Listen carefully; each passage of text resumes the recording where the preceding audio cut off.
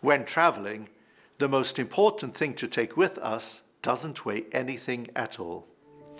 Now that at long last, many of us can think about traveling once again, we can derive a lot of inspiration from Matot-Massei. There the Torah tells us about the journeys of the Israelites in the wilderness, Matot-Massei al pi Hashem, and they journeyed according to the word of Hashem. In Parshat Ba'alotecha, added details are given. Al pi Hashem yachanu, ve'al pi Hashem yisa'u. According to the word of Hashem they camped, and according to the word of Hashem they traveled. The Hasidic master, Reb Usha of Rimanov, commented that we can learn from here how important it is, regardless of whether we are at home or on our way, we should always take Hashem with us. He writes that it is usually far easier to be absolutely committed and dedicated to lead a life of Kedusha and Torah, of holiness and purity, when we are at home. You know, the Torah in Parshat Tzav tells us about the perpetual fire on the altar.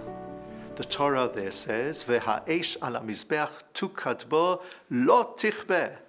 The fire upon the altar shall be established upon it, it shall never be extinguished. And then in the very next verse again the Torah says, Lo tichbeh, it shall never be extinguished. The Gemara in the Yerushalmi Masechet Yoma tells us that twice we are told not to extinguish the fire, because here there's an allusion as well to the fire of our Judaism within us. We should not extinguish it when we are at home, and it shall not be extinguished when we are away from home. And the Torah says, Tu kadbo, it shall be upon it, which can also be understood as being, it shall be always within us, ourselves. I'm always inspired by so many people who make a point while away from home of going to the nth degree in order to guarantee that they can keep kosher properly, that they can learn, that they can be involved in Jewish community life.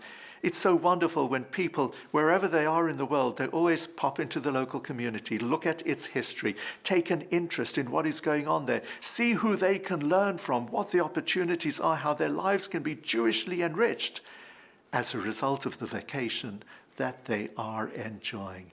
In this way, we can fulfill the words of the Torah that we all know by heart from the Shema. We should teach our families to grow up in a Jewish way. We should speak words of Torah and practice the mitzvot. Where? Equally when we are at home and when we are on the way. Shabbat Shalom.